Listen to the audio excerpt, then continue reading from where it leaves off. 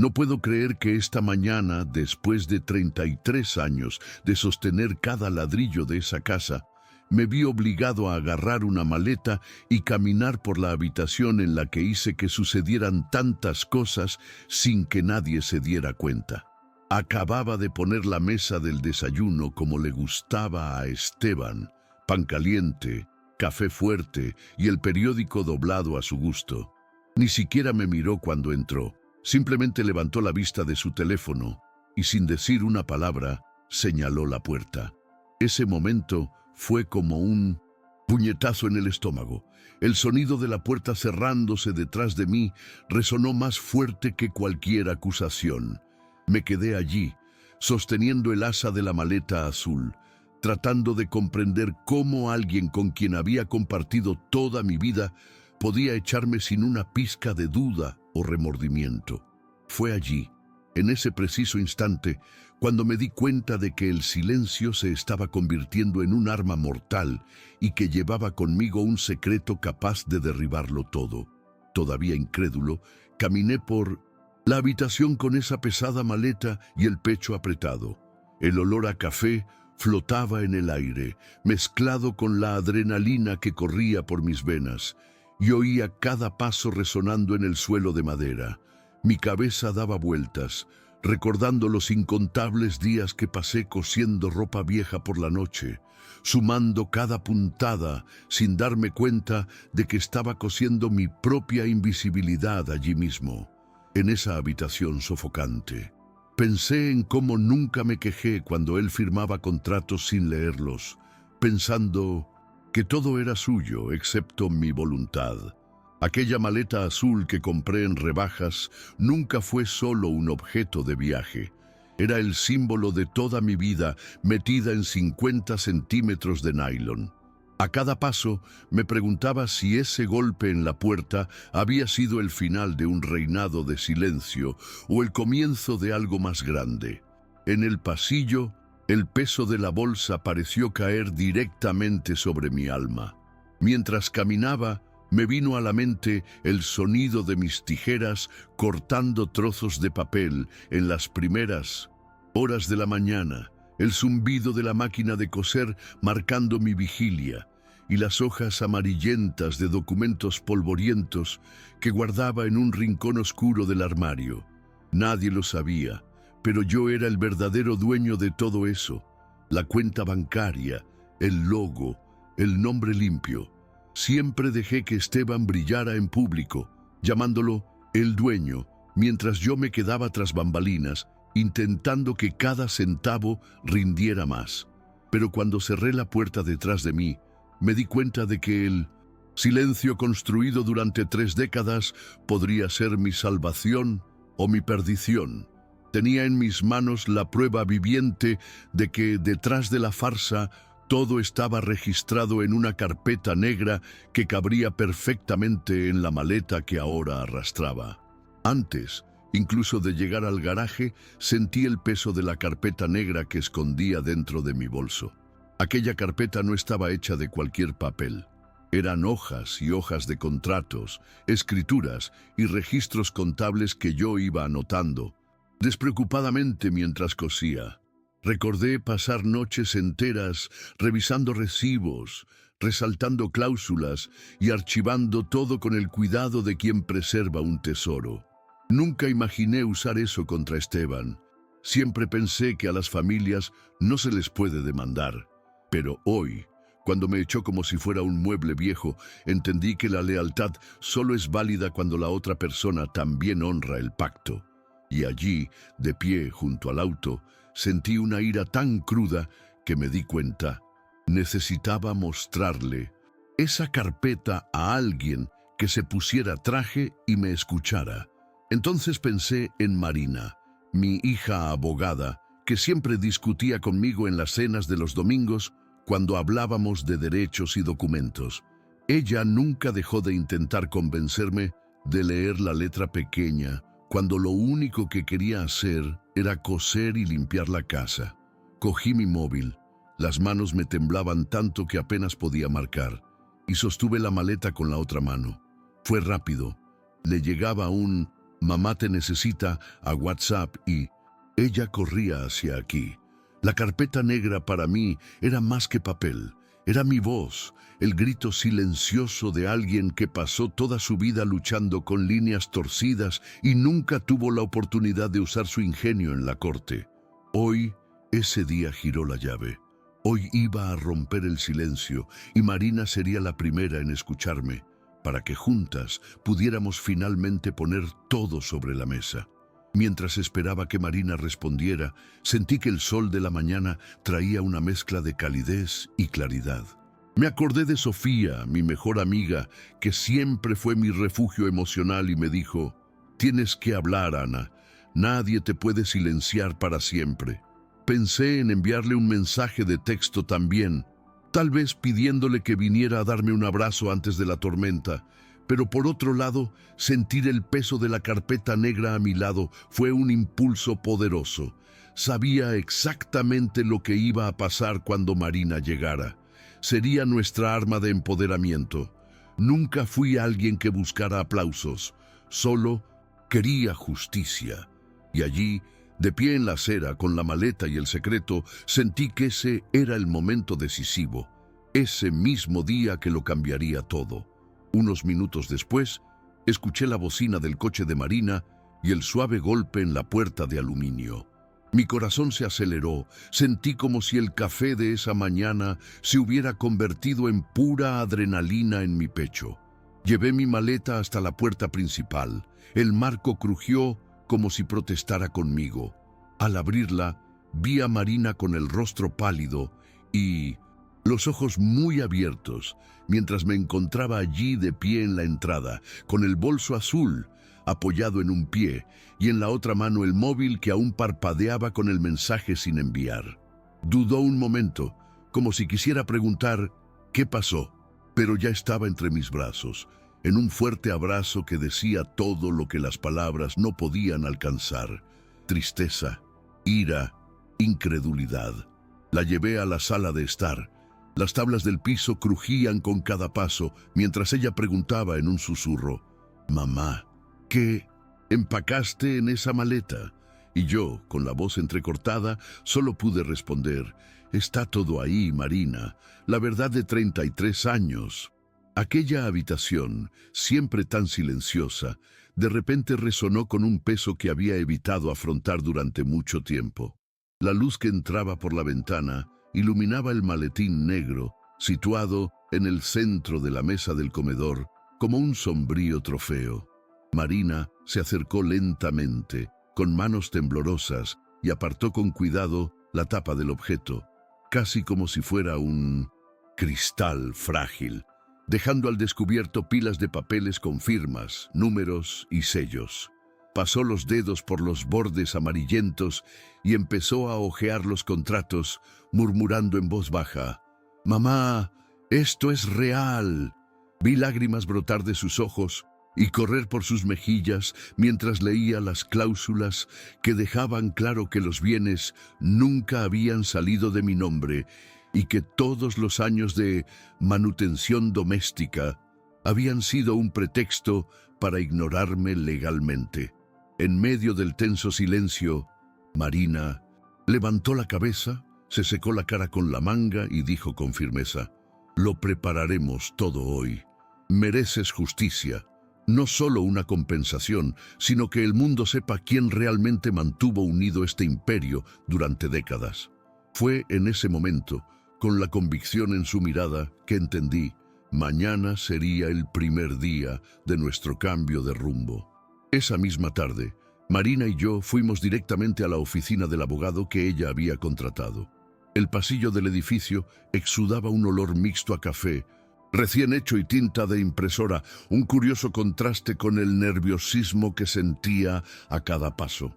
Cuando llegamos a la sala de reuniones, vi una pila de documentos sobre la mesa, copias de la carpeta negra, recibos de impuestos, certificados y filas de hojas de cálculo que vinculaban cada centavo a mi nombre.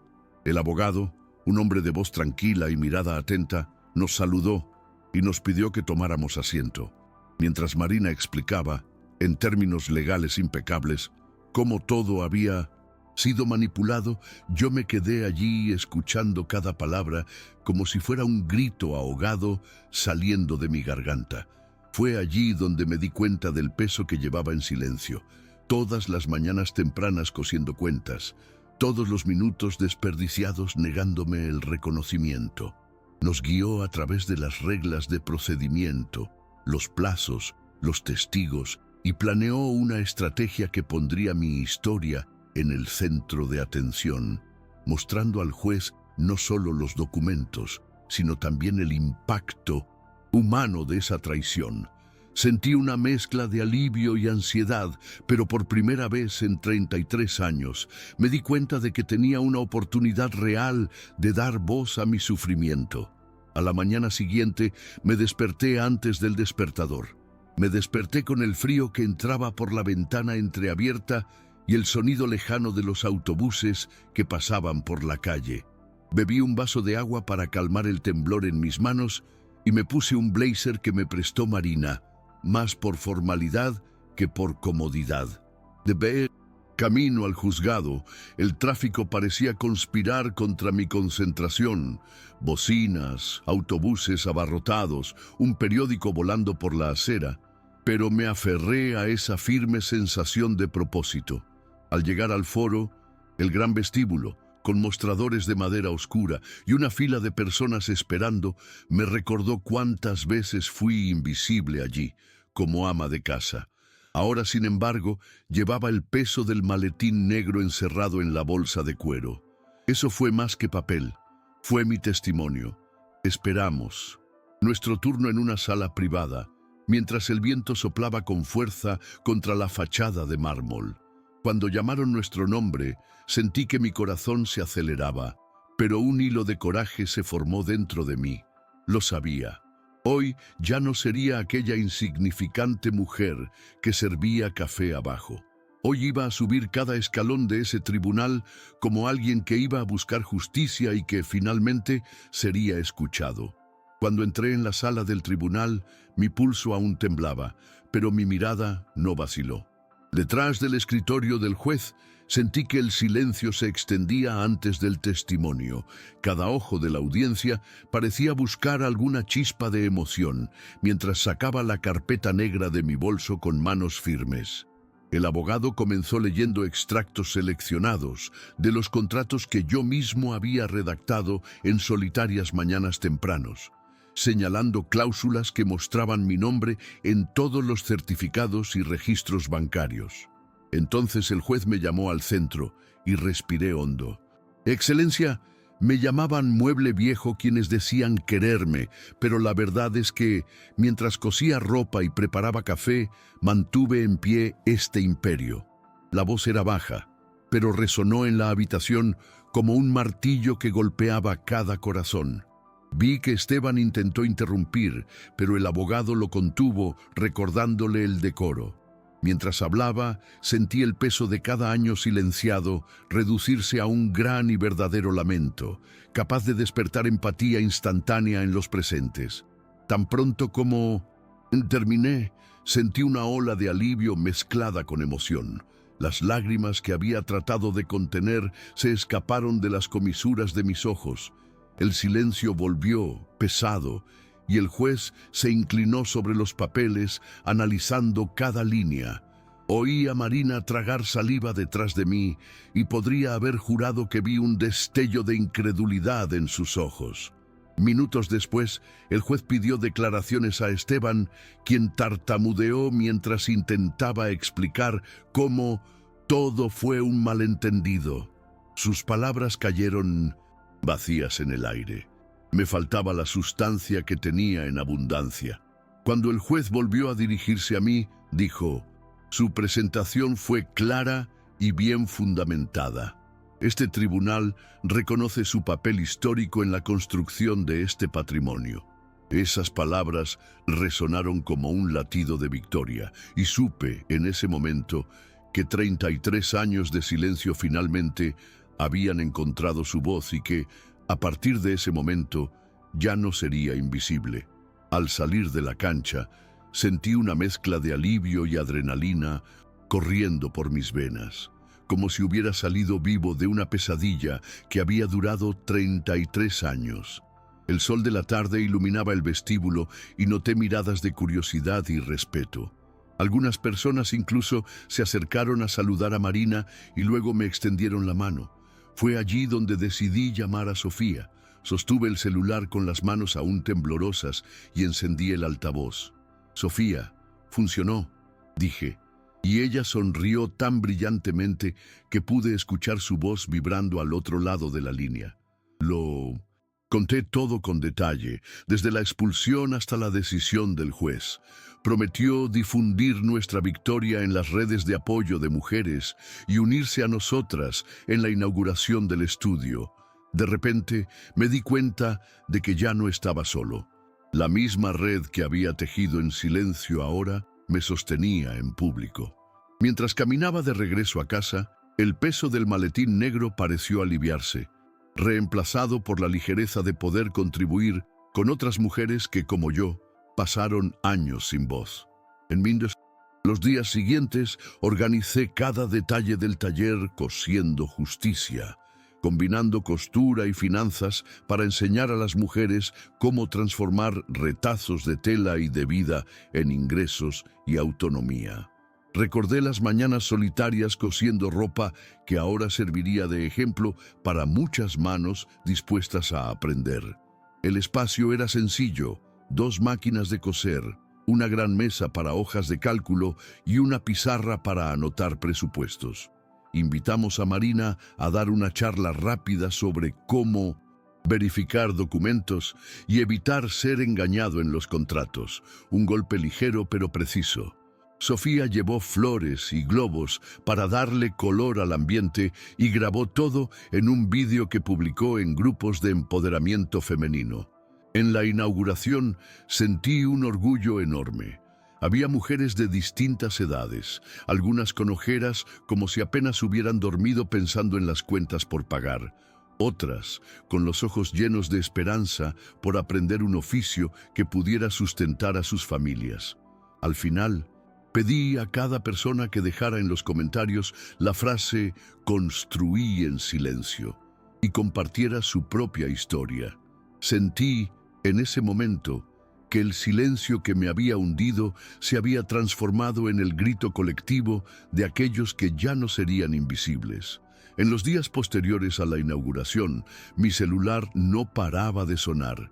Notificaciones de grupos de apoyo, mensajes directos de mujeres que nunca había conocido pidiendo consejos. Incluso el hashtag #EuConstruíEmSilencio comenzaron a aparecer en los comentarios de páginas sobre empoderamiento. Con cada ping, sentí una opresión en el pecho y una alegría pura, porque esas palabras no eran solo mías, eran el coro de alguien que también había pasado décadas invisible. Leí testimonios de madres solteras que empezaron a vender su costura por internet, de mujeres que usaron nuestra metodología para renegociar deudas, y de otras que crearon talleres comunitarios en sus ciudades. Hubo gente que envió capturas de pantalla de historias similares a la mía, con esposos o familiares queriendo tomar lo que ellos mismos habían logrado y pidiéndome que compartiera modelos de contratos simples que aprendí de Marina. Con cada mensaje me di cuenta. Mi historia ya no era solo una diatriba. Se convirtió en un mapa para aquellos que necesitaban romper el silencio y reclamar su espacio. Mientras tanto, Esteban finalmente me contactó por teléfono, pero fue una llamada fría, llena de justificaciones vacías, donde continuó posicionándose como la víctima de un malentendido. Al principio sentí ganas de entrar en una discusión, exponiendo cada detalle del fraude que había descubierto, pero rápidamente me di cuenta de que mi energía necesitaba estar con aquellos que realmente importaban. Colgué y envié un mensaje corto: sigue adelante con tu vida. La mía ya tiene un destino.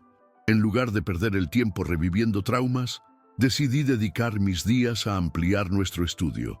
Ya estamos planeando un módulo de 1900 Finanzas personales para jóvenes que comienzan a trabajar. Y Marina está preparando un folleto sobre derechos civiles para distribuir gratuitamente.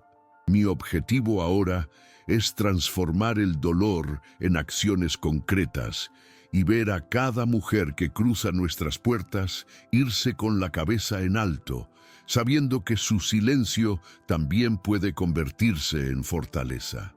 La semana siguiente, recibí un correo electrónico inesperado del programa de televisión local Mujeres en Acción, invitándome a contar la historia al aire. Mi primer impulso fue negarme. Recordé el miedo a que mi vida volviera a quedar expuesta, pero me di cuenta de que esta era una oportunidad de llegar a gente que de otra manera nunca habría oído hablar del estudio. Concerté una entrevista para el viernes por la mañana. Llegué al estudio con la carpeta negra en mi bolso, no para amenazar a nadie, sino para demostrar que era posible transformar el papel y el silencio en prueba y victoria. Me recibió un amable reportero y en vivo hablé del café que no era solo café, de la costura que era medio de vida y de la corte que era escenario de la liberación. El video salió al aire en el noticiero de la noche y en menos de 24 horas el sitio web del programa había acumulado más de 5,000 comentarios de mujeres, agradeciéndoles por las clases y pidiendo información para la inscripción. Al mismo tiempo, un influencer digital de finanzas personales republicó nuestro contenido, lo que generó un aumento en las visitas a nuestro sitio web y una cola de correos electrónicos de personas interesadas en establecer estudios en otras ciudades. Nunca imaginé que en tan poco tiempo mi historia resonaría con tanta fuerza. Pero si hay algo que he aprendido, es que la urgencia de una voz silenciosa puede convertirse en un trueno de movilización cuando llega a la persona adecuada. Esta mañana, mientras preparaba las máquinas de coser y organizaba la pila de contratos que Marina repasó anoche, una película se reproducía en mi cabeza. Todas las noches en vela, todos los cuidados para no despertar a nadie, cada puntada cosida mientras el mundo dormía. Ahora, el estudio está lleno de voces que hablan de finanzas, intercambian consejos contractuales y aprenden a calcular los costos de los productos. Ya he grabado 3 vídeos cortos para Instagram explicando cómo leer una cláusula de alquiler antes de firmarla, y fue divertido darme cuenta de que para mí es tan natural como poner un café en la mesa. Me siento tan diferente de la mujer que salió de casa con una maleta azul y el corazón latiendo salvajemente. Hoy entro al estudio con la certeza de que tengo un propósito, un nombre y una historia que contar. A veces, la gente que lee los comentarios me agradece diciendo, «Me diste coraje». Y me doy cuenta de que lo que empezó como un discurso vacío se ha convertido en una guía práctica para quienes quieren dejar de ser invisibles.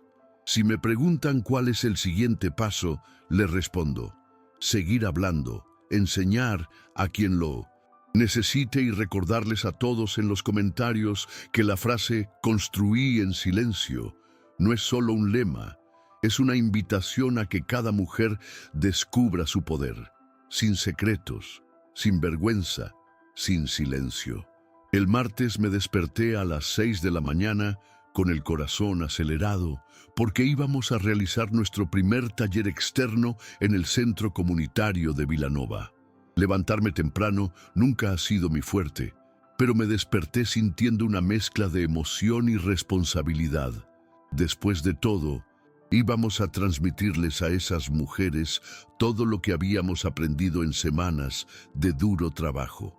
Cuando llegué al cobertizo improvisado con sillas y mesas de plástico, podía oler el café recién hecho que venía de una pequeña cocina en la parte de atrás, y el sonido de voces que ya hablaban de costura y finanzas me trajo una inesperada sensación de seguridad. Sofía y Marina ya estaban organizando los folletos y las máquinas de coser portátiles, y yo recordé todas las noches de insomnio repasando Esos contratos que hoy enseñamos a leer para evitar estafas. Cada detalle de ese espacio espontáneo, desde la pizarra donde garabateé el cronograma hasta el cartel colorido que decía «Cosiendo Justicia», me recordó que el viaje para llegar allí fue largo. Cuando empezaron a entrar las primeras mujeres, con niños dormidos en brazos o con bolsos apretados contra el pecho, me di cuenta de que las mariposas en mi estómago eran las mismas que las de alguien que se enfrenta a un público por primera vez. Respiré profundamente, me ajusté el blazer que me había prestado Marina y comencé la presentación. Mientras hablaba sobre los primeros pasos para elaborar un presupuesto de costura, miré a una señora de cabello gris sentada en la primera fila. Sostenía un bloc de notas y anotaba cada valor con concentración, sin perderse una palabra. Después de explicar cómo calcular el precio de un producto teniendo en cuenta el coste de los materiales y las horas de trabajo, pedí a todos que escribieran. En ese momento, un objetivo de ventas para el primer mes. Vi a la señora fruncir el ceño, murmurando algo como €200 parece mucho, y me acerqué para decirle, empieza con poco, pero empieza. Lo importante es creer que puedes hacerlo. La expresión de su rostro cambió.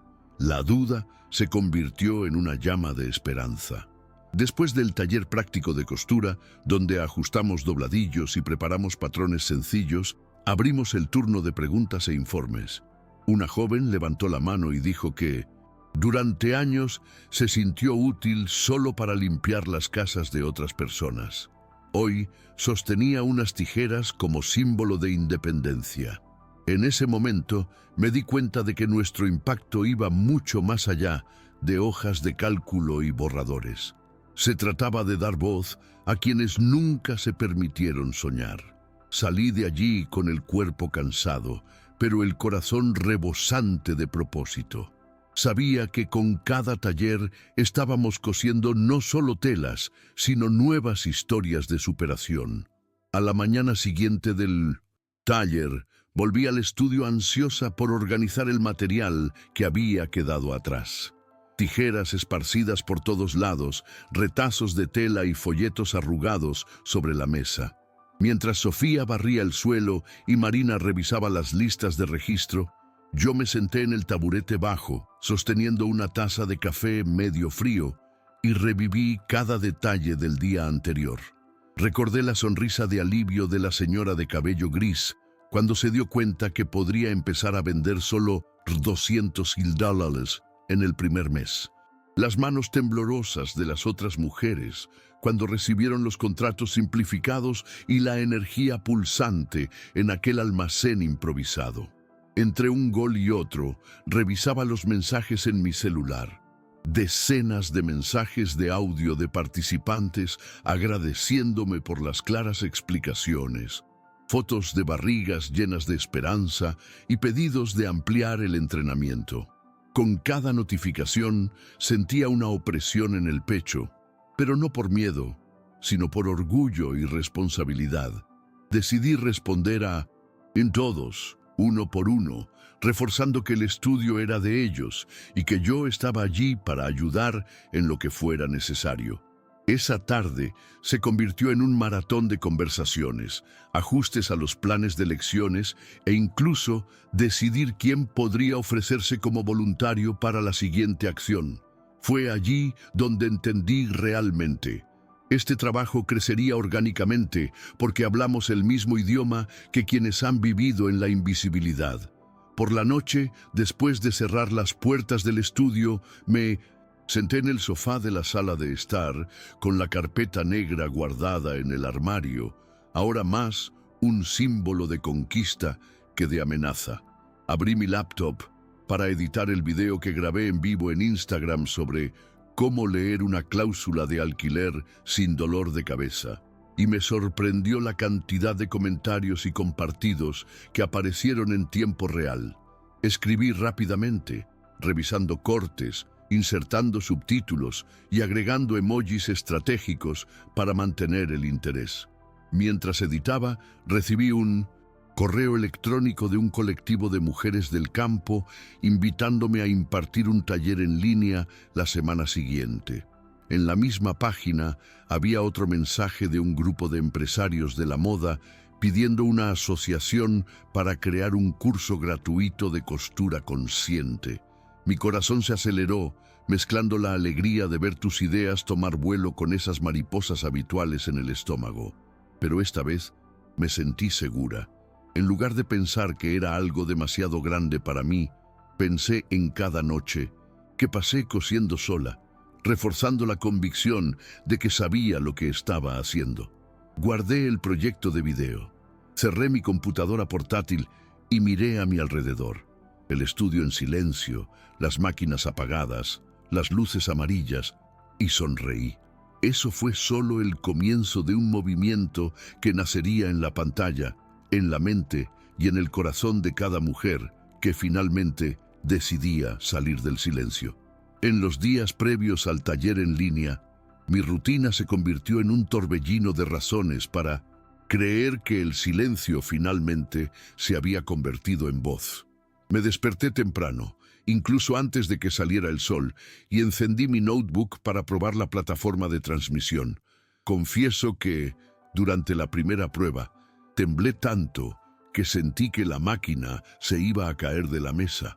Pasé horas creando las diapositivas, ajustando el orden de los temas sobre finanzas y costura consciente, escribiendo notas que tenía que leer yo mismo para no perder el hilo de la sesión en vivo. Mientras tanto, Marina revisó cada frase, sugirió cambios de tono e incluyó testimonios de mujeres que ya habían asistido a los talleres presenciales. Lo leí y releí como si fuera mi propia historia. Cada palabra tenía un peso emocional inmenso, pero necesitaba mantener la espontaneidad, hablar como si me estuviera desahogando en un grupo de amigos, sin formalidad. Al mismo tiempo, recibí mensajes de suscripción de mujeres de estados lejanos, incluso del extranjero, y sentí mariposas en el estómago, como quien sabe que su historia ha cruzado fronteras. La noche anterior al evento, repasé todo de nuevo, apagué las luces del estudio y dormí con la sensación de que, al día siguiente, mi voz sería escuchada por cientos de otras mujeres ávidas de empoderamiento. Cuando me desperté para la transmisión, mi corazón latía aceleradamente porque la alarma sonó a las 7 de la mañana. Bebí un vaso de agua, encendí la cámara y les dije buenos días a los primeros estudiantes que ya estaban esperando en la sala virtual. Las sonrisas que aparecían en los pequeños cuadrados de la pantalla me trajeron la misma energía que las reuniones en persona. Comencé contando mi historia. Hablé de la maleta azul, del café solitario, del maletín negro y del tribunal que me escuchó por primera vez. La emoción subió fuerte a mi pecho, pero logré mantener la voz firme, mirando cada rostro en la pantalla, como si estuviéramos juntos en la misma habitación, compartiendo un secreto de liberación. Pasamos la mañana calculando costos de telas, revisando cláusulas contractuales simples e intercambiando consejos sobre cómo promocionar el estudio en las redes sociales. Al final, les pedí a cada uno que grabaran un video corto que dijera «Construí en silencio» y me lo enviaran. Decenas de mensajes llegaron en un instante, con voces temblorosas y caras brillantes. Allí me di cuenta de que la invisibilidad que me había consumido durante tanto tiempo ya no cabía en ninguna pantalla. El silencio había quedado atrás. Y ahora todos éramos protagonistas de nuestra propia historia. Esta mañana, antes incluso de cepillarme los dientes, mi dedo se deslizó por mi teléfono para comprobar las notificaciones que habían estado apareciendo desde el amanecer. Vi que el taller online había superado las 3.000 visualizaciones en menos de 24 horas y mi corazón se aceleró de nervios. Pensé, podré ayudar a todos los que me buscan. Leí decenas de mensajes de mujeres que contaban que, por primera vez, entendían cómo calcular el costo de un vestido sin dejar pérdidas, otras que por fin sabían identificar cláusulas abusivas en los contratos de alquiler e incluso relatos de mujeres que empezaron a cobrar por primera vez por costura doméstica. Cada vez que abría un audio, sentía una mezcla de orgullo y una enorme punzada de responsabilidad. Era como si las vidas de todas esas personas estuvieran, por un momento, en mis manos. Me detuve a tomar un café frío, pero me temblaba tanto la mano que derramé un poco sobre la mesa. Mientras limpiaba el cristal, pensé: Ana, saliste del silencio para asumir un compromiso que nunca imaginaste tener, pero ahora es tu misión. Ese día se convirtió en un hito en mi rutina. En lugar de trabajar sola de madrugada, ahora respondía mensajes, ajustaba contenidos y sentía que mi historia había dejado de ser solo un desahogo y se había convertido en un verdadero apoyo para muchas otras mujeres. Todavía con miedo, abrí el correo electrónico que acababa de llegar de un colectivo de mujeres del interior de Sao Paulo. Nos gustaría invitarte a impartir un taller presencialmente en nuestro centro cultural. Me quedé frente a la pantalla, recordando cómo me había llevado años encontrar el coraje para entrar en un tribunal, y ahora me pedían que viajara solo y hablara ante una audiencia de desconocidos. Una sensación natural de mariposas en el estómago me vino a la mente, pero también el recuerdo de todas las noches de insomnio que pasé preparándome para contar mi historia honestamente. Llamé inmediatamente a Sofía. ¿Te gustaría acompañarme? Necesito a alguien que me ayude con la logística y me dé fuerzas antes de subir al escenario. Al mismo tiempo, envié un mensaje a Marina pidiéndole ayuda para preparar copias de los contratos y crear un folleto reducido para distribuir ese día. Fue entonces cuando comencé a planificar el viaje.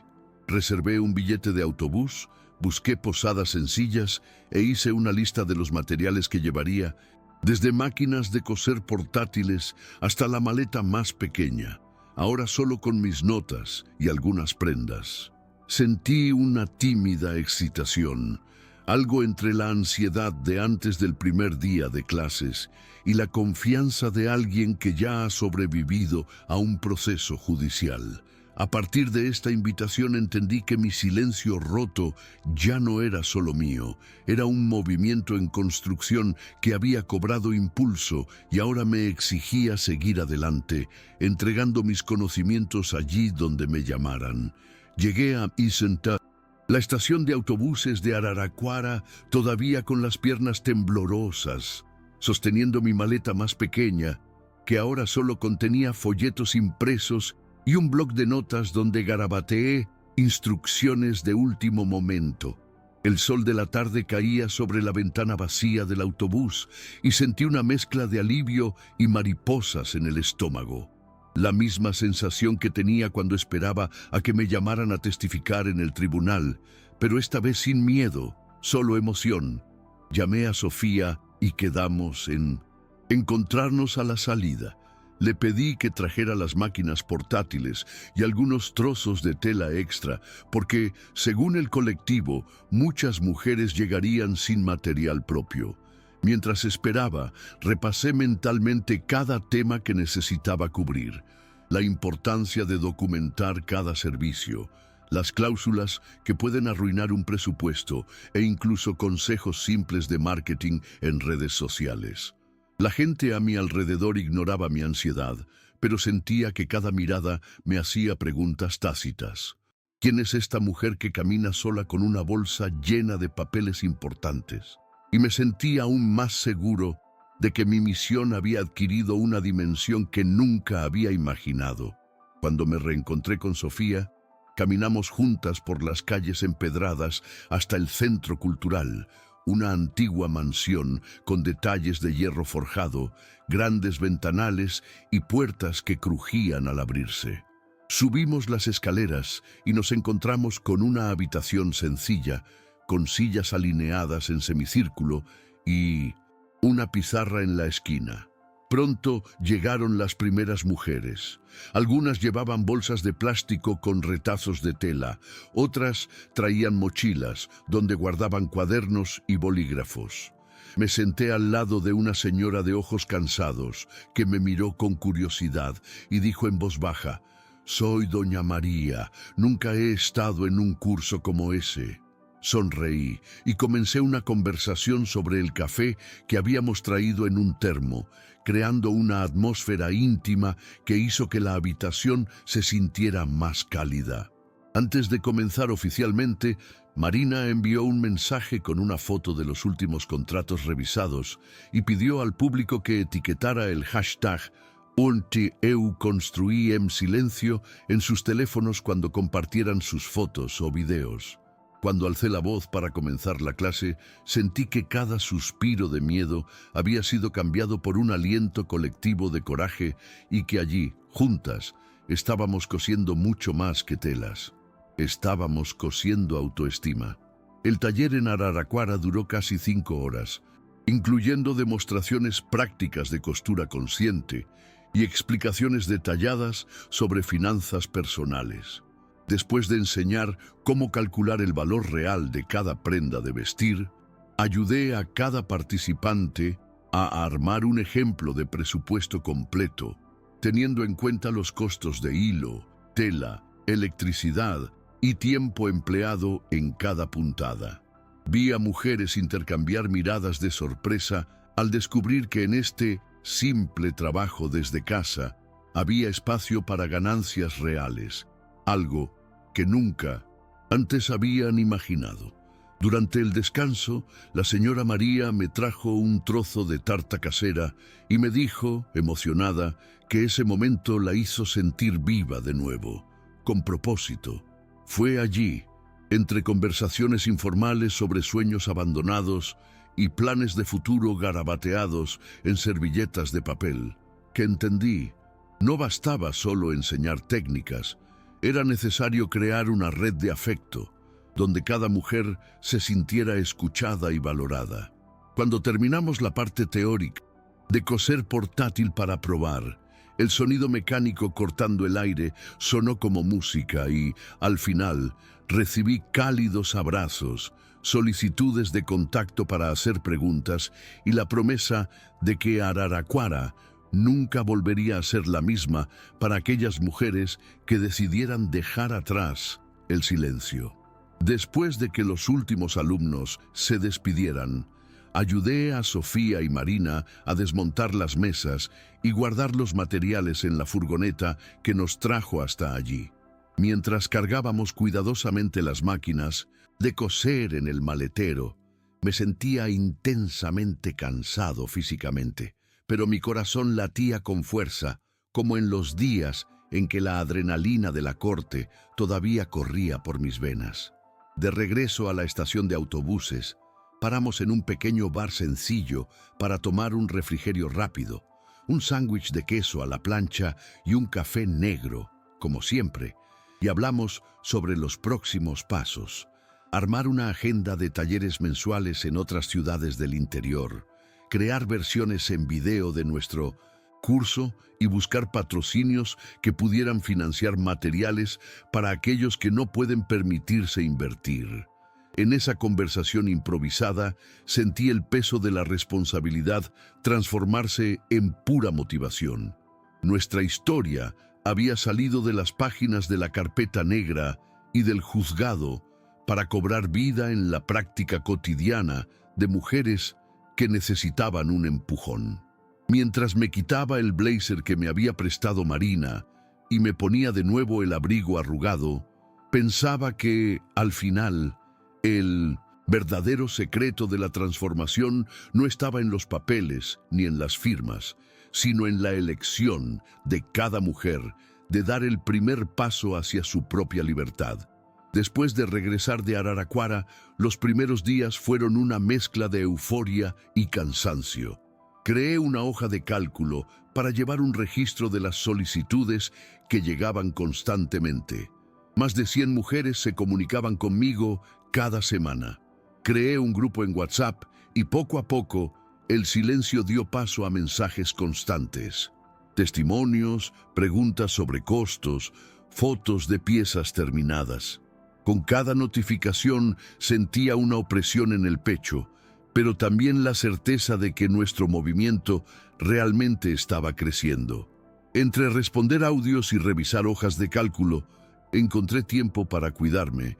Programé una sesión de fisioterapia para estirar la espalda, cansada por horas de pie cosiendo, y reservé las tardes para leer un libro, algo que no había hecho en años. Aprendí que liderar este proyecto requería disciplina no solo con el estudio, sino también conmigo mismo. Fue un periodo en el que comprendí de manera muy concreta que crecer requiere organización, planificación de clases y también cuidado del cuerpo y de la mente, para no dejar que el agotamiento silencie nuestra voz recién descubierta. Con la base online establecida, comencé a buscar asociaciones financieras para ampliar el alcance de Costurando Justiza. He creado un calendario de propuestas para enviar a pequeños fondos de incentivos culturales y ONGs enfocadas en el empoderamiento femenino. Escribí informes sobre el impacto social de talleres presenciales y online, ilustrando con gráficos sencillos el número de participantes, perfiles socioeconómicos y testimonios directos de quienes recuperaron su autoestima. Envié correos electrónicos personalizados a 4 organizaciones y recibí comentarios de 2 de ellas solicitando más información. Programé reuniones virtuales, preparé presentaciones con diapositivas y, el día acordado, expliqué la historia de la carpeta negra, las métricas de engagement y la visión de crear microsubvenciones para costureras en situación de vulnerabilidad. Con cada detalle presentado, mis manos temblaban. La responsabilidad de utilizar estos recursos con transparencia era enorme, pero la convicción de que estábamos impactando vidas me dio fuerza. En menos de 2 semanas pudimos conseguir un pequeño patrocinio para financiar 3 talleres presenciales en ciudades vecinas. No, todos los días fueron de celebración pacífica. En medio de esta expansión, recibí duros comentarios de mujeres que cuestionaban si no estaba lucrando demasiado con una causa social. Confieso que al principio esto me afectó. Revisé cada presupuesto, cada monto cobrado, cada posible tarifa de inscripción. Me di cuenta que necesitaba ser aún más transparente. Compartí las hojas de cálculo de costos detallados en el grupo, explicando que el monto se utilizó para cubrir el alquiler del espacio, los materiales, el transporte del equipo y una pequeña remuneración para Marina y Sofía, quienes dedicaron horas más allá de lo acordado. La reacción cambió por completo. Las mismas mujeres que la criticaban comenzaron a agradecerle la claridad. En cambio, mi exmarido, Esteban, permaneció en silencio, sin un solo comentario, como si mi visibilidad fuera una afrenta para él. Ignoré las provocaciones y me concentré en fortalecer la red de apoyo que había construido. Eso me enseñó que liderar también significa responder a las críticas con transparencia y mantenerse firme en el propio propósito. Al mismo tiempo, acepté el desafío de construir mi propia plataforma de cursos en línea en lugar de depender únicamente de las transmisiones de Instagram. Contraté a un desarrollador recomendado por Sofía y participé en reuniones remotas para definir el diseño, las funciones de registro y el área de miembros. En la primera prueba abierta al público, nos enfrentamos a una caída del servidor justo cuando estábamos a punto de salir al aire. Fue desesperante.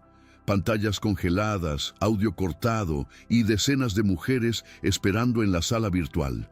En ese momento, mi corazón latía aceleradamente como si estuviera en un tribunal, pero mantuve la calma y recurrí al plan B.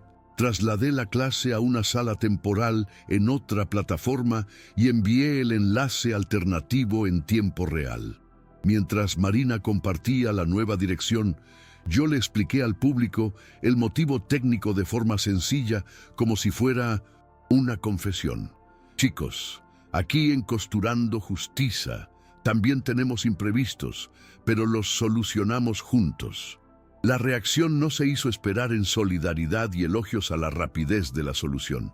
Aprendí que pueden ocurrir contratiempos tecnológicos, pero la transparencia y la agilidad en la respuesta mantienen la confianza pública. Entre las decenas de testimonios que recibo diariamente, uno que me dejó una profunda impresión fue el de una muchacha de 15 años a quien nunca se le había permitido estudiar después de la escuela debido a la presión familiar. Dijo que, al entender cómo calcular costos y valorar su trabajo, convenció a su madre para que la dejara pasar 2 horas de la tarde cosiendo en la habitación compartida. El mensaje llegó junto a una foto de un vestido de niña que había hecho para su hermana menor, y detrás de sus ojos sentí el eco de mi propia transformación décadas atrás. Respondí animándola a compartir sus progresos en el grupo y a registrar sus derechos de joven aprendiz en una asociación local. Con cada historia como esta, me doy cuenta de que mi relato real no era solo un tutorial.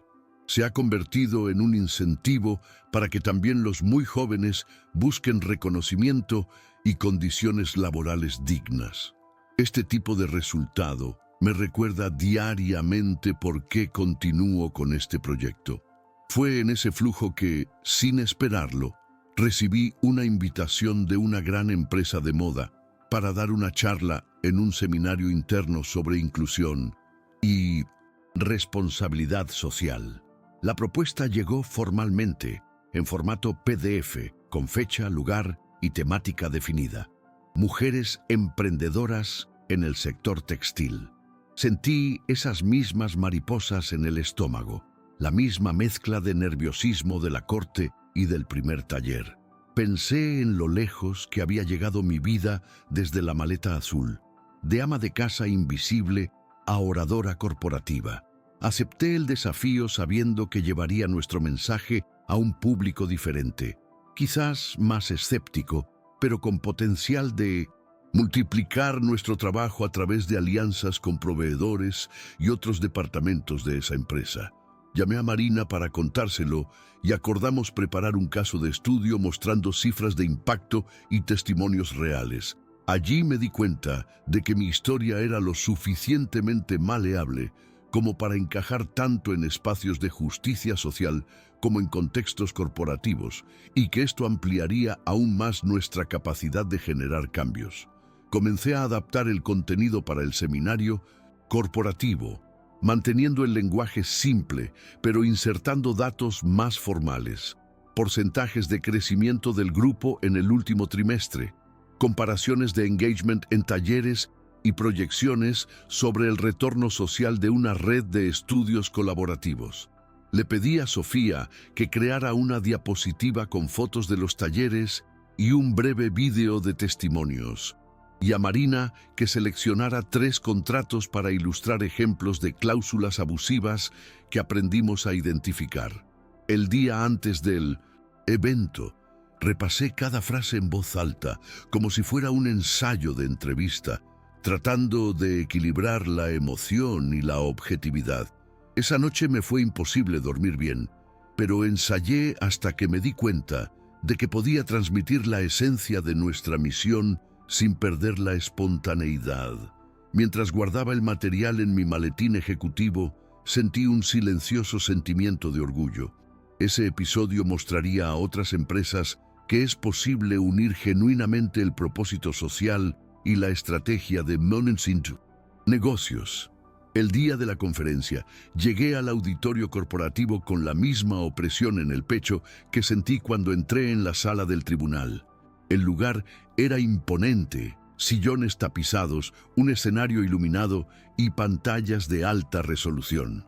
Antes de subir, respiré profundamente, ajusté el micrófono de solapa y visualicé la cara de cada participante como si fuera un estudiante en el estudio. Comencé contando mi historia en primera persona, destacando el café que estaba listo cada mañana y la maleta azul que llevaba el secreto de la pasta negra. Noté sonrisas y algunas miradas de sorpresa. El ritmo del público era diferente, más formal, pero mantuve el tono de quien se desahoga con sus amigos, usando el humor simple para romper el hielo. Cuando mostré testimonios en vídeo, hubo aplausos espontáneos. Después de la presentación, durante el tiempo de preguntas, me preguntaron sobre la sostenibilidad y escalabilidad a largo plazo del proyecto. Respondí claramente, indicando planes de franquicias sociales y alianzas con escuelas técnicas. Al salir, recibí una invitación para participar en un foro nacional de emprendimiento. Salí del auditorio con la sensación de que el silencio finalmente había resonado en los pasillos corporativos y que, a partir de ese momento, podríamos construir justicia en diferentes frentes.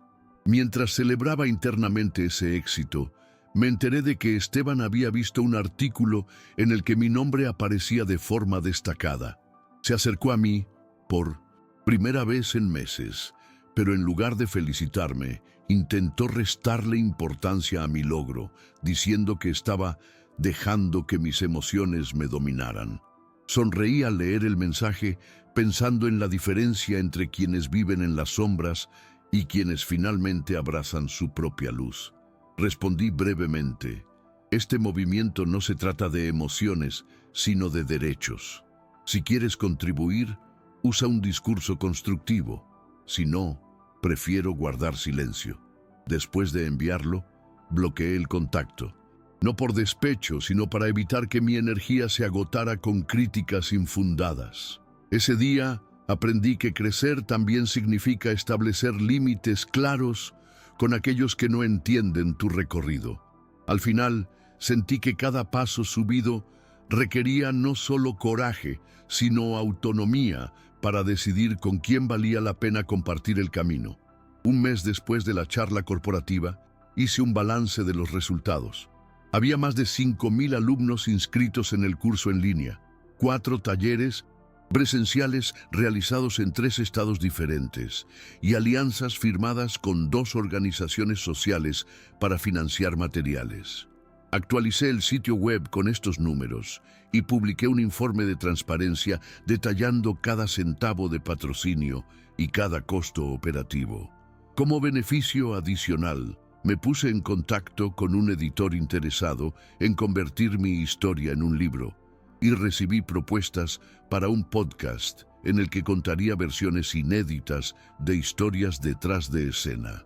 Al reflexionar sobre todo esto, sentí una mezcla de gratitud y responsabilidad. Cada paso ampliaba nuestro alcance, pero también aumentaba la presión para mantener la autenticidad y centrarnos en la transformación real. Por último, reservé un tiempo para celebrar con Marina y Sofía. Un café en la panadería del barrio, sin discursos, solo un momento de complicidad para recordar que, incluso después de tantos logros, nuestra misión continúa: dar voz a quienes han sido silenciados y tejer día tras día una red de superación concreta. En las semanas siguientes a la celebración, recibí el contrato de la editorial interesada en convertir mi historia en un libro. Cuando abrí el PDF, vi plazos ajustados y un cronograma que exigía capítulos detallados sobre cada fase de mi recorrido: la infancia marcada por el silencio, las madrugadas cosiendo sin recibir reconocimiento, la corte, el taller y el impacto social. Pasé días inmersa en notas, revisando audios antiguos, fotos de manualidades improvisadas y mensajes emotivos del grupo de WhatsApp. Me desperté temprano para escribir con el sonido del café en la oscura cocina, equilibrando la densidad de la información legal con la cruda emoción de alguien desahogándose en un foro. Al mismo tiempo, leí testimonios de lectores que ya habían mostrado interés en reservar el libro, compartiendo historias que se identificaban con cada sección que planifiqué. Fue un proceso intenso de revisión de traumas y al mismo tiempo de celebración de logros. Cada palabra escrita era como coser un nuevo trozo de tela en mi propia autoestima. Durante las reuniones de edición remota, sentí la expectativa de recibir retroalimentación de profesionales experimentados. El editor sugirió reorganizar el capítulo sobre la pasta negra, incluyendo más descripciones de los detalles visuales. El sonido de las páginas amarillentas al ser pasadas, el olor a papel viejo mezclado con café fresco. Estaba un poco reticente, temeroso de sonar demasiado técnico, pero entendí que estos matices ayudarían al lector a visualizar cada momento. Terminé tomando sus sugerencias y grabé notas de voz para explicar el tono que quería mantener. Simple, directo y emotivo, sin adornos. Por la noche, releo las páginas revisadas, ajustando términos y eliminando adjetivos innecesarios para preservar la autenticidad. Con cada nueva versión enviada a la editorial, sentía una mezcla de ansiedad y alivio, porque sabía que estaba a punto de transformar mi verdad en algo tangible, capaz de llegar a las manos de miles de personas, estimular la empatía y, quién sabe, iniciar nuevos viajes de superación en todo Brasil. Mientras tanto, comencé a grabar el podcast Eu Construí en Silencio, diseñado para complementar el libro y los cursos. Invité a Marina y Sofía a ser mis primeras invitadas habituales. Ellas nos contaban historias detrás de escena, errores y éxitos que no se detallaban en el estudio. En mi estudio improvisado en casa, entre pilas de telas y hojas de cálculo dispersas, usé un micrófono simple y grabé episodios sobre finanzas personales, derechos laborales e incluso salud mental para emprendedores. Sentí mariposas en el estómago cada vez que presionaba el botón de grabar, pero la conexión con cada invitado resultó en conversaciones tan reales que a veces hacíamos una pausa para reír o incluso llorar juntos. Luego, editó cada episodio, insertando extractos de testimonios de estudiantes y bandas sonoras ligeras que recordaban el suave sonido del piano en la sala del tribunal. Cuando publiqué el primer episodio, recibí mensajes de oyentes pidiendo más detalles sobre las historias de éxito, y ya he programado entrevistas con 2 estudiantes que crearon estudios comunitarios después de nuestro taller.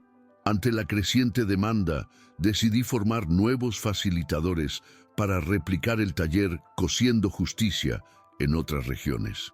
Seleccioné 5 estudiantes que se destacaron por su liderazgo y responsabilidad, entre ellos Doña María, de Araraquara, y una joven de Minas Gerais que organizaba talleres en favelas. Creé un minicurso de capacitación de 9 módulos que cubre enseñanza, logística y técnicas de costura consciente. Cada encuentro virtual reunió hasta una veintena de futuros formadores, y las sesiones en vivo contaron con momentos de simulación en los que asumieron el rol de docente y recibieron retroalimentación.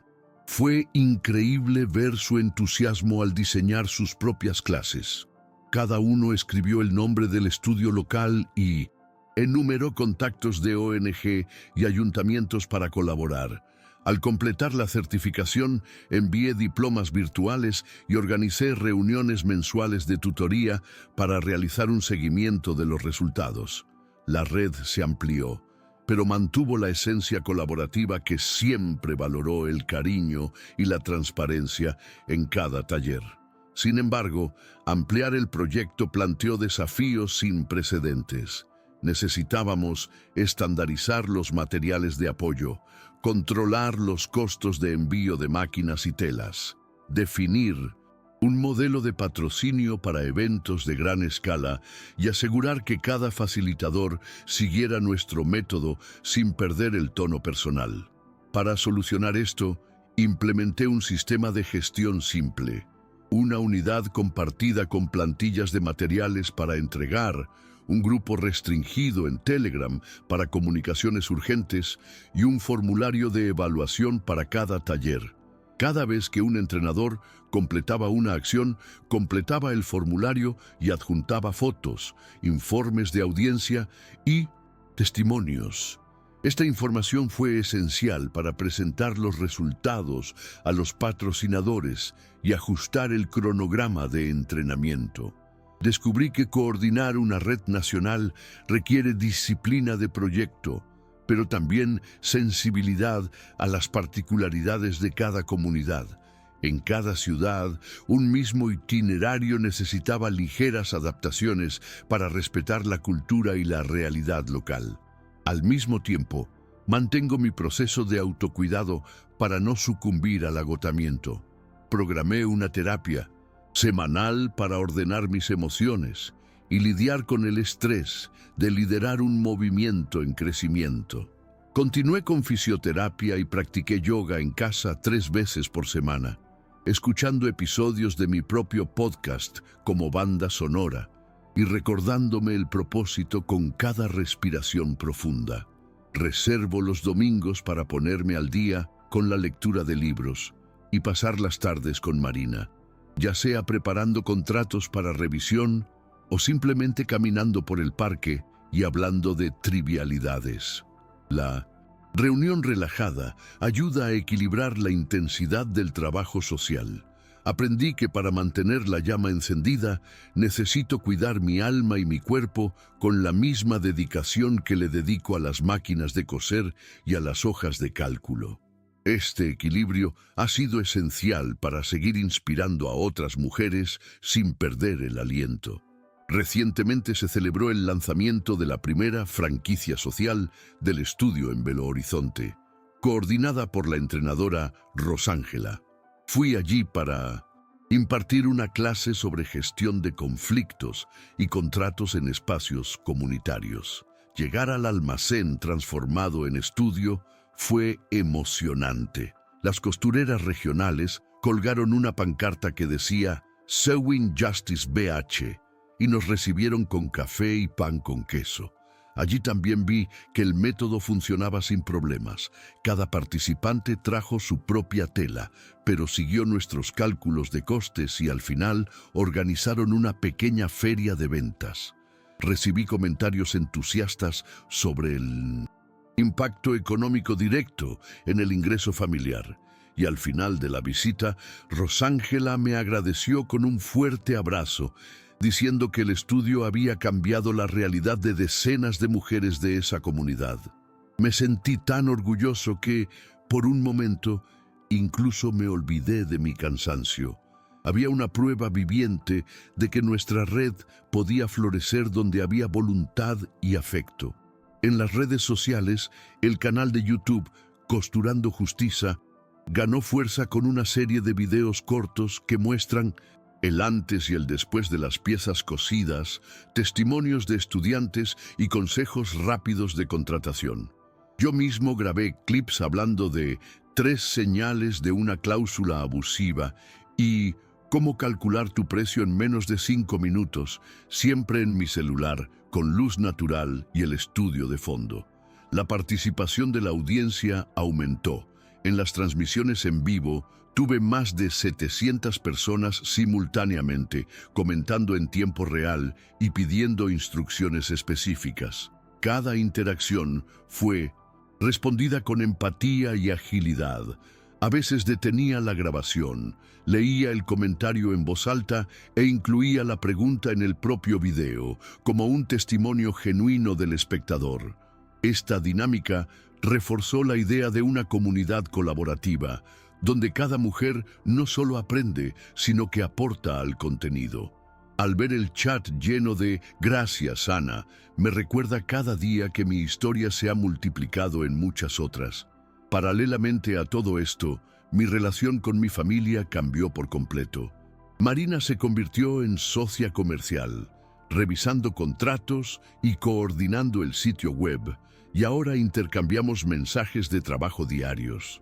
Ya no existe el silencio de aquellas cenas donde yo solo servía la comida. Hoy en día, las conversaciones giran en torno a las cifras de inscripciones, la retroalimentación de los talleres y los planes de expansión internacional. Incluso mi padre, que antes consideraba que la casa era solo suya, me llamó para expresarme su orgullo, un gesto simple que me calentó el corazón y demostró que la verdadera justicia no solo se sirve en un tribunal, sino también en el reconocimiento en casa. Me di cuenta de que poseer mi propia voz no solo empoderaba a otras mujeres, sino que también sanaba viejas heridas en mis propias raíces. Con cada llamada familiar, con cada risa compartida, siento que ese silencio que ha guardado secretos durante 33 años, finalmente se ha disipado. Ahora miro hacia adelante y planifico los próximos pasos. Consolidar el programa de franquicias sociales en 10 capitales para el próximo año, lanzar oficialmente el libro en las principales librerías y alcanzar los 50.000 suscriptores en YouTube. Establecí objetivos trimestrales con indicadores de alcance, retención y participación, y por supuesto ya he programado la producción de una segunda temporada del podcast. Sé que cada meta requiere un esfuerzo continuo, pero aprendí que la fuerza colectiva de quienes construyeron en silencio es mayor que cualquier obstáculo.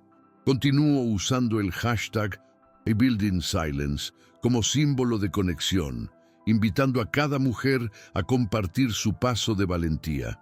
Y siempre que siento dudas, reviso los recortes de la carpeta negra y recuerdo el café de aquella mañana cuando la puerta se cerró de golpe. Fue allí cuando el silencio se convirtió en palabras y las palabras se multiplicaron en acción. Aún faltan 10 párrafos para concluir mi relato, pero ya puedo decir con convicción: esto es solo el comienzo de una revolución silenciosa que resuena en cada rincón donde haya un corazón dispuesto a luchar.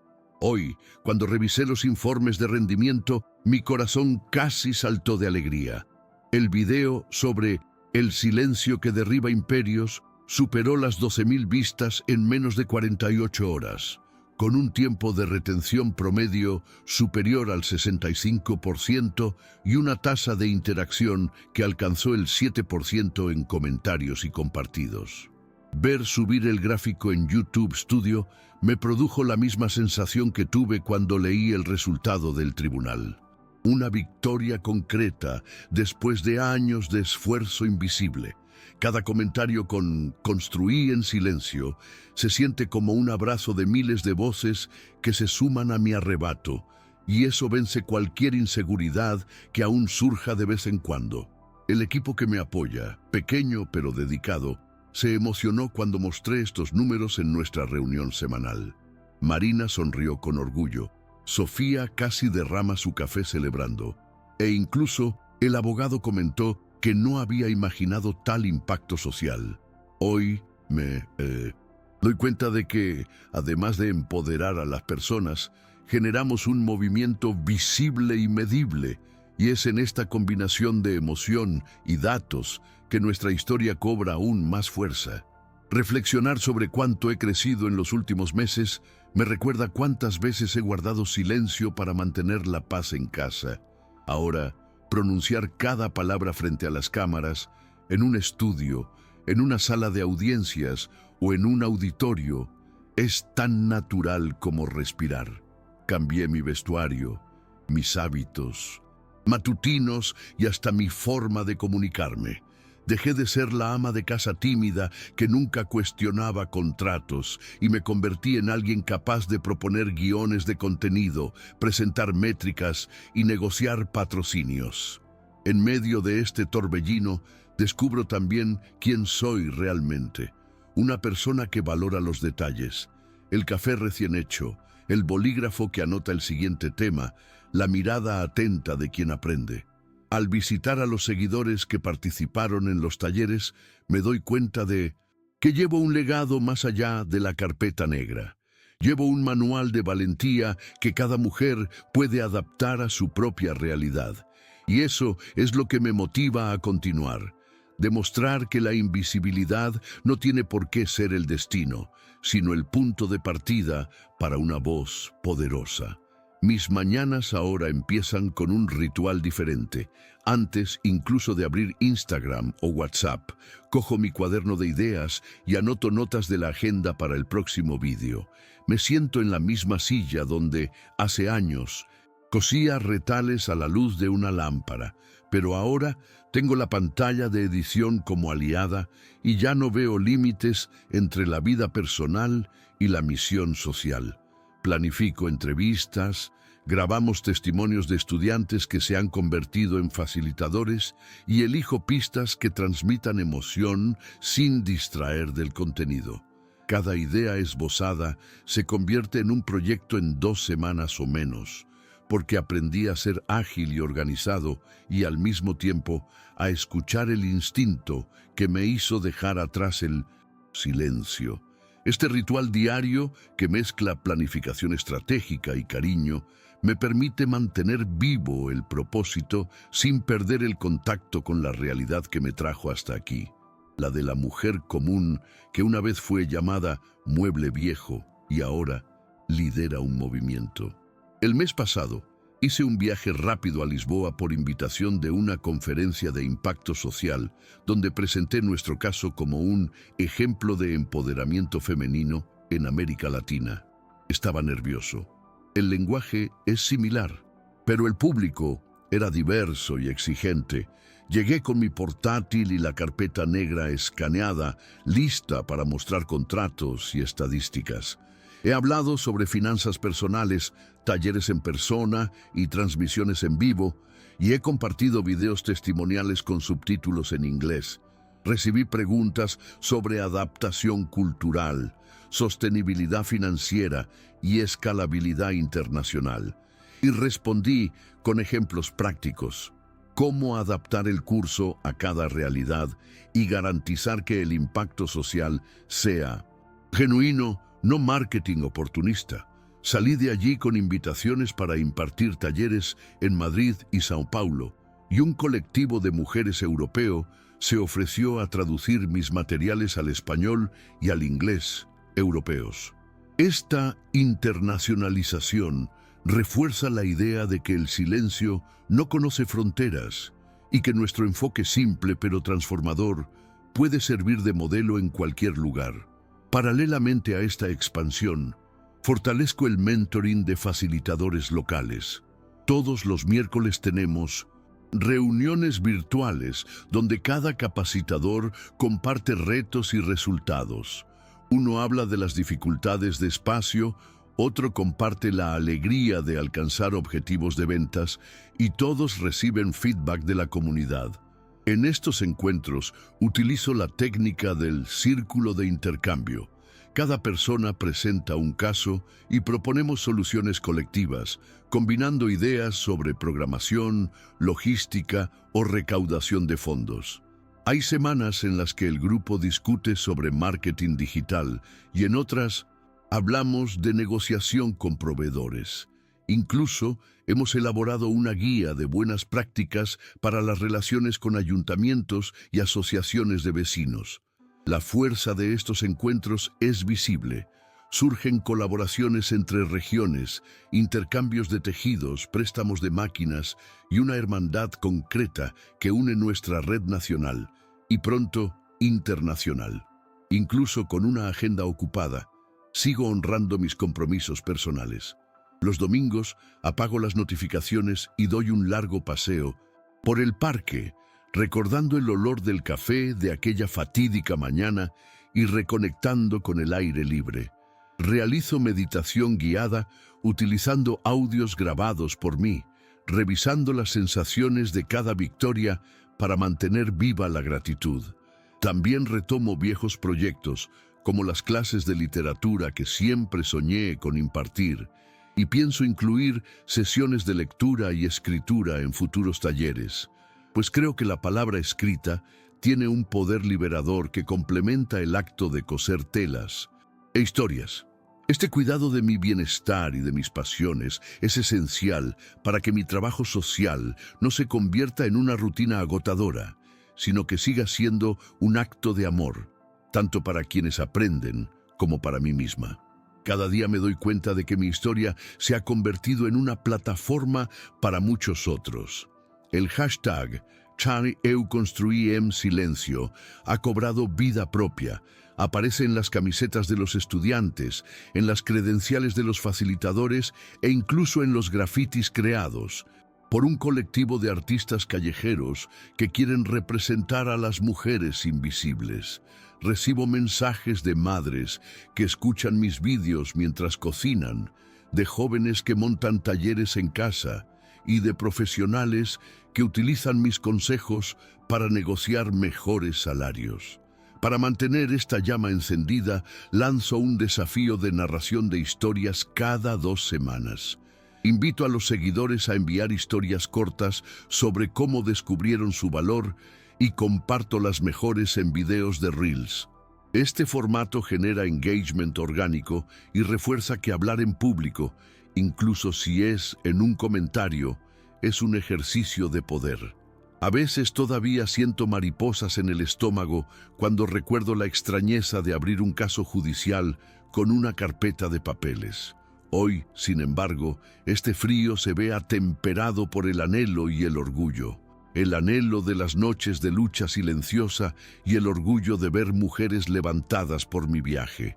Ya no soy simplemente Ana, la costurera, sino que me presento como la fundadora del movimiento Costurando Justicia, y esto me da la responsabilidad de mantener la autenticidad de cada palabra. Por eso, en cada evento, les reitero, no idealicen mi historia. Cometí errores, lloré, dudé, pero encontré la manera. Tú también puedes. Esta vulnerabilidad mantiene viva la empatía y muestra que la superación es un proceso, no un producto terminado. Si me preguntas cuál es la mayor lección que he aprendido, digo que el silencio puede tener poder, pero también puede aprisionar.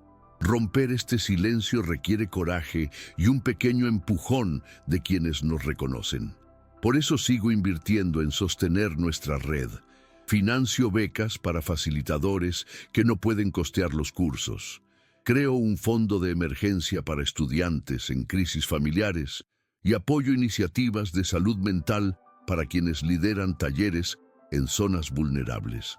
Estas acciones demuestran que nuestro compromiso va más allá del contenido práctico. Es un compromiso con la vida real, con la dignidad y con la certeza de que cada voz que se quebró en el pasado merece resonar libremente en el futuro. Hoy concluyo este relato con la misma emoción con la que quien escribe las últimas líneas de un diario revelador. Si has llegado hasta aquí, debes saber que no estás solo. Comparte este vídeo, deja la frase "construí en silencio" en los comentarios e invita a tus amigos a sumarse a este movimiento. Suscríbete al canal, activa las notificaciones y comparte esta historia con cualquiera que necesite coraje. Juntos continuaremos tejiendo justicia, sueños y empoderamiento, una puntada a la vez, una voz a la vez. Entonces, ¿te gustó mi historia? Así que no olvides, dale me gusta a este vídeo para demostrar que apoyas a quienes rompen el silencio. Comenta a continuación la frase "construí en silencio" o comparte tu propia diatriba. Comparte con amigos, familiares y en grupos donde las mujeres necesitan encontrar su voz. Suscríbete al canal y activa la campanita para no perderte las próximas historias de superación y consejos prácticos de Cosiendo Justicia. Juntos somos más fuertes.